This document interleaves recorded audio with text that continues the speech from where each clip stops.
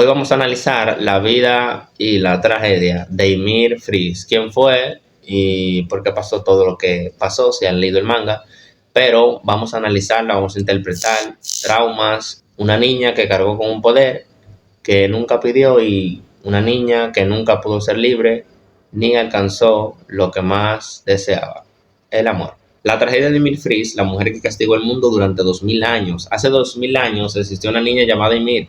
No era una reina ni una diosa, era una esclava. Su pueblo fue conquistado por el rey Fries. A ella y a los demás esclavos les cortaron la lengua para que nunca pudieran hablar ni rebelarse.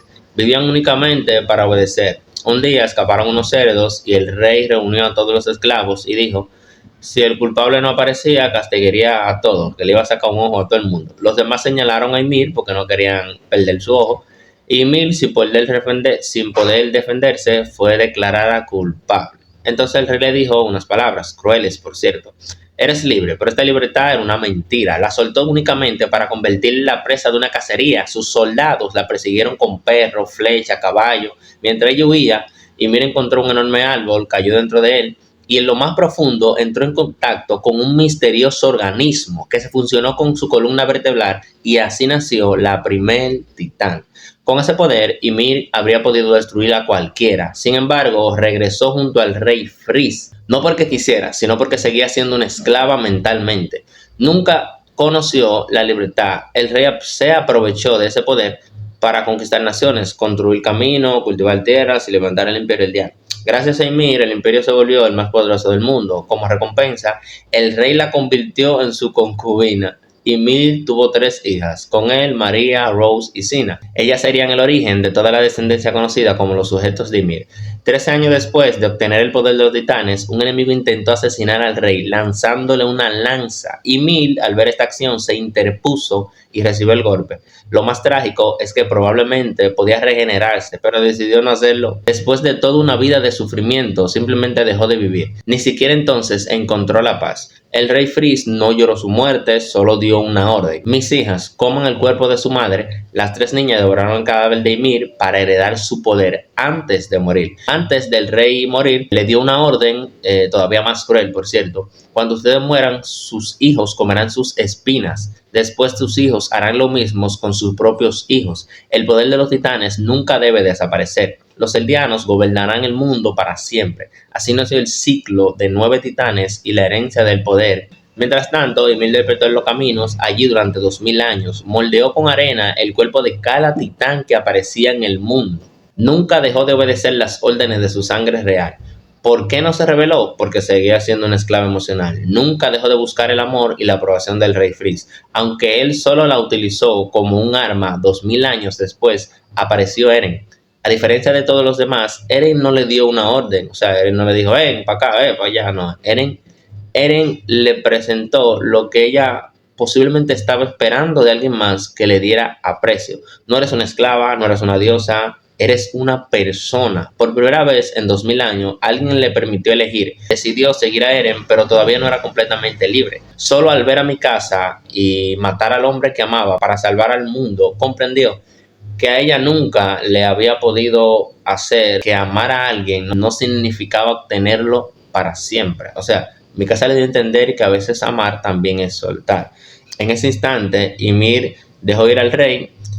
Los caminos desaparecieron, el poder de los titanes llegó a su fin y terminó la historia de la niña que pasó 2000 años esperando que alguien por fin le enseñara qué significaba ser libre. Aquí quiero entrar en mi interpretación. Vemos muchos traumas, dado que Ymir desde niña lo primero que ve, bueno, es una esclavitud, tanto mental como física. No vemos que tiene una vida normal como niña. Tampoco vemos que ella decida cosas por su cuenta. Todo lo que hizo fue obedecer. Y hay algo que quiero enfatizar, y es que si nos fijamos, cuando ella conoce al rey Fries, siendo esclava, por cierto, ella siente un apego. En el manga se ve una visualización de ella viendo a una persona que está como dándole cariño a otra persona, y ella se siente como atraída o interesada en ese sentimiento, a lo que ella desarrolla un apego emocional por el rey Fries, pero esto es un poquito complejo porque no vemos que el rey Free tampoco sienta lo mismo por ella. Más bien, esto en psicología se le llama eh, eh, trauma complejo, lo cual ella desarrolla. No podíamos decir que es Estocolmo, como la serie de La Casa de Papel. No, más bien es un trauma complejo porque en una niña que se está desarrollando y que no ha podido entender a plenitud el contexto donde ella se está manejando, bueno, es algo que normalmente si pasa, no la culparía.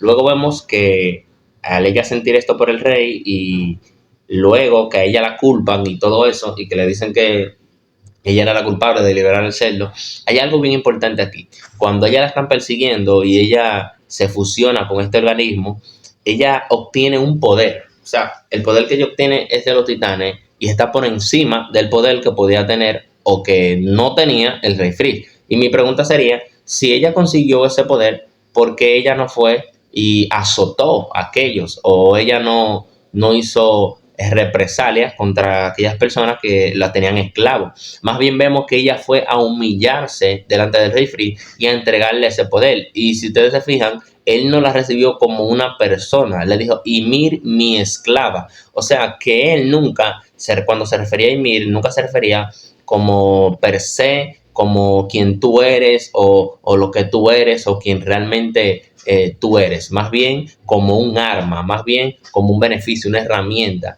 Pero la pregunta sería, ¿por qué ella no utilizó este poder en contra de él? Y es que es lo mismo que estamos viendo. Ella desarrolló un apego emocional, un trauma muy complejo por su, no sé si decir, por su secuestrador, porque una gente clava, se secuestra, ¿qué tal? Pero hay otro punto que me llama mucho la atención, que es cuando Ymir decide entregarle el poder, él la usa como herramienta y ella pasó todos esos años sirviéndole al rey Freeze y nunca pudo mentalmente liberarse, porque de esto es como el trauma complejo que yo puedo ver en Ymir, de que ella nunca decidió ser libre mentalmente por estar esclava emocionalmente a esperar alguien que la anhele, alguien que la desee. Y ahí es donde entonces donde la historia cambia, ahí es donde la historia da un giro, porque ahí podemos ver que a veces hay personas que no solamente son esclavas físicamente, sino que son esclavas mentalmente. Y a veces no soltar, a veces puede llevarnos para mal nuestra vida o nuestras decisiones. A veces debemos entender que no todo decir no o soltar, a veces nos estamos haciendo un favor, o no todo tenemos que decir sí, porque a veces tenemos que analizar nuestro bienestar emocional y más después de ella conseguir ese poder. O sea que tiene poder, tiene todo, pero ella nunca pidió este poder. Más adelante vemos que cuando ella da la vida por el rey, cuando le tira la lanza, el rey ni llora. O sea, el rey ve que la esposa de ella, que está ahí, está tirada, y él no llora, porque el hombre es un sadista, o sea, o sadismo, creo que se dice. Estos son las personas que se sienten bien por el maltrato, por el abuso, personas cuando ven sufriendo a otro, como que le da placer, ¿no? Y entonces, eso es parte de todo eso. Me dio mucha curiosidad ver que él no lloraba, no nada, porque él nunca la ve a ella como alguien emocional de querer, sino como una herramienta. Y más bien también Ymir nunca tuvo esa dependencia emocional o decidir, tomar decisión, que eso fue lo que él le entregó cuando él le dice, tú no eres una diosa, ni tampoco tú eres una esclava, tú puedes decidir, tú eres una persona. Tú tienes, en pocas palabras, tú tienes libre albedrío de tú decidir. Oye, qué ironía, alguien que estaba esclavo a sus propios ideales, como Eren Jaeger, que estaba esclavo, obsesionado con la libertad, le está explicando a otra persona que puede decidir. Oye, qué irónico, pero luego vamos a traer un video hablando de Eren Jaeger, sus traumas y todas esas cosas. Pues bien, cuando Ymir muere, que vemos algo también muy catastrófico. Si ustedes se le han leído el manga, se van a dar cuenta de que el manga a veces omite cosas. El manga es más terrorífico a nivel de escena que el anime. Por ejemplo, cuando el Rey Freeze le dice a sus hijas que devoren el cadáver para que no se pierda el poder de los titanes, o sea, ¿cómo tú le vas a decir a unas niñas que devoren? O sea, ese canibalismo, o sea, comerse a su propia madre y decirle a tus hijas esto. O sea, tú no tienes corazón, brother, tú estás perdido. Y luego vemos que cuando sucede esto, y Ymir aparece en los caminos y todo, y aún allí en los caminos, ella sigue siendo esclava. Aún mentalmente, psicológicamente, ella aún sigue siendo esclava. Y podemos ver de que ella nunca fue libre, no porque no quisiera, sino porque no tuvo la voluntad y pensó que ser esclava era amor. Por eso es que es un trauma complejo, porque ella confundió el ambiente hostil donde ella se crió, donde ella vivió, donde creció, creyó que era amor y no lo era. Entonces podemos ver de que cuando ella verdaderamente alcanza la libertad mental, lo podríamos decir emocional también, es cuando ella ve a mi casa que aún amando a Eren Jaeger lo mata. O sea, ella dice, pero si ella mató a Eren y lo amaba, pues yo puedo desligarme emocionalmente del Rey Freeze, que ni así. Y hay una escena importante cuando sucede esto, que cuando ella ve que mi casa está cargando la cabeza de Eren Jaeger, nos muestran como esta escena de que la lanza le está clavando al Rey Freeze y ella con sus hijos, como simbólicamente diciéndonos que en ese momento ella fue libre emocionalmente y tuvo ese despegue, tuvo esa libertad. Entonces, eso es algo muy, muy icónico porque nos da a entender de que a veces tenemos que soltar y de que a veces tenemos que aprender a dejar ir aquello que nos hace daño y, y a seguir intentándolo, que aunque todo nos salga mal, que a veces solamente hay que seguir intentándolo.